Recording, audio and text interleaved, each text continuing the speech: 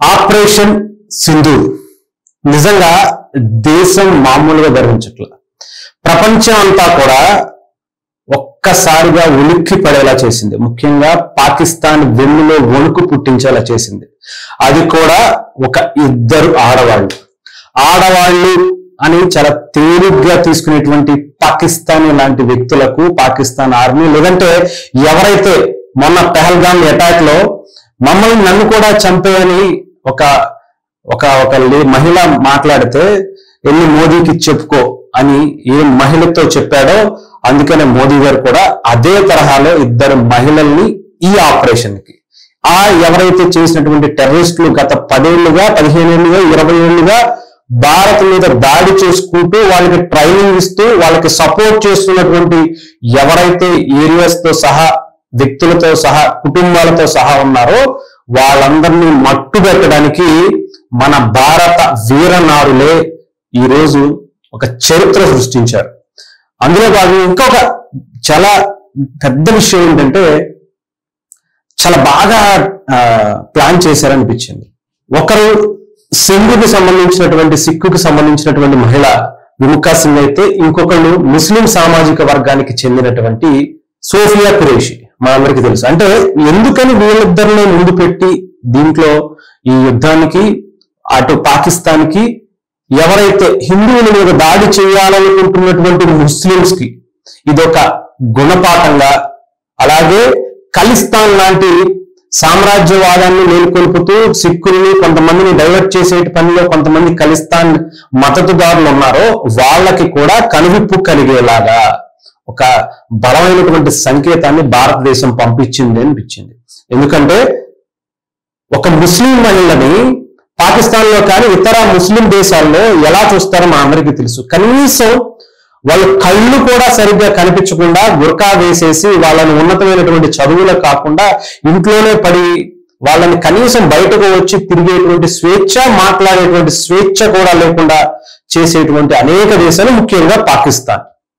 అలాంటి వాళ్లకు కనువిప్పు కలిగేలా ఒక ముస్లిం మహిళ మా భారతదేశంలో ఎంత ఉన్నతమైనటువంటి స్థానంలో ఉంది చూసుకోండిరా, మేము ఇది మా ముస్లింస్ కి మా ముస్లిం మహిళలకు ఇచ్చేటువంటి గౌరవం, వాళ్ళకు ఉండేటువంటి హక్కులు ఎంత బలంగా ఉన్నాయో మీకు తెలుసుకోవటానికే ఈసారి మీ మీద యుద్ధం చేయడానికే ఆ మహిళను పంపిస్తున్నాం అని చెప్పి సంకేతం పంపించారు. ఇంకొక పక్క విముఖా సింగ్ ఖలిస్తాన్కి ఇంకా ఎవరో కొంతమంది చీడపురుగులు, కొంతమంది దుర్మార్గులు ఇంకా దానికి మద్దతు పలుకుతున్నటువంటి వ్యక్తులు ఎవరైతే ఉన్నారో కళ్ళు తెరిచి చూడండి.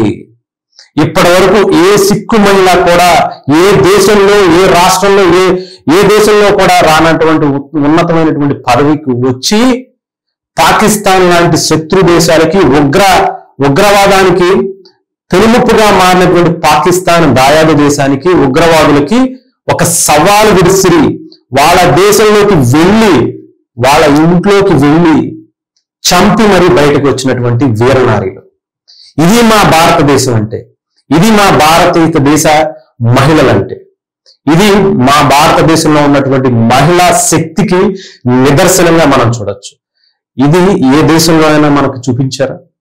ఏ దేశంలో అయినా ఇంత ఉన్నతమైనటువంటి విలువలు కలిగినటువంటి మహిళలకు ఇచ్చేటువంటి ప్రాధాన్యతను ఇంకొక ముస్లిం దేశంలో మీరు ఏదైతే ఇక్కడ ఉండేటువంటి కొంత సోకాళ్ళు సైకో టెర్రరిస్టుల రూపంలో ముస్లింస్ ఇంకా హిందువుల గురించి ఇష్టం కొంచెం గ్యాప్ తీసుకొచ్చేటువంటి ప్రయత్నం చేసుకుంటూ పాకిస్తాన్ కి సపోర్ట్ చేసుకుంటూ ఉగ్రవాదులకు సపోర్ట్ చేసుకుంటూ మాట్లాడుతున్నటువంటి ఏ వ్యక్తులైతే ఉన్నారో మీ పాకిస్తాన్ కానీ ఆఫ్ఘనిస్తాన్ కానీ లేదంటే ఇంకొక దేశంలో ముస్లిం కంట్రీస్ లో కానీ లేనటువంటి విలువ ఈ భారతదేశం ఇక్కడ ఉన్నటువంటి ముస్లింస్ కి, ప్రత్యేకంగా మహిళలకి ఇక్కడ ఇస్తున్నటువంటి విలువ ఎలాంటిదో చూడండి.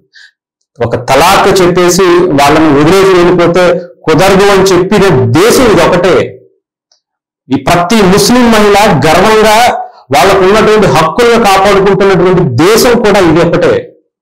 అంత ఉన్నతమైనటువంటి విలువలు వసుదైవ కుటుంబంలో ఉన్నటువంటి ఈ భారతదేశంలో మత కలహాలు, కుల కలహాలు ఇష్టం వచ్చినట్టు చేసేస్తామంటే కుదరదు.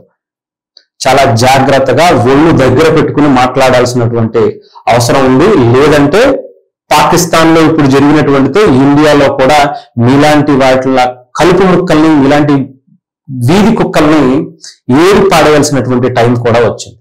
ఇది పాకిస్తాన్కే కాదు, ఇక్కడ ఉన్నటువంటి సోకాల్డ్ వాళ్ళ మద్దతుదారులు ఖలిస్తానికి కావచ్చు, పాకిస్తాన్కి టెర్రరిస్టులకి సపోర్ట్ గా చేస్తున్నటువంటి కొందరు సైకో టెర్రరిస్ట్ వీధి కుక్కలు, పిచ్చి కుక్కలుగా ఇక్కడ మూరుతున్నటువంటి వ్యక్తులకు కూడా ఇది వర్తించాలి. ఇక్కడి నుంచే అది మొదలు పెట్టాలని కోరుకున్నాం.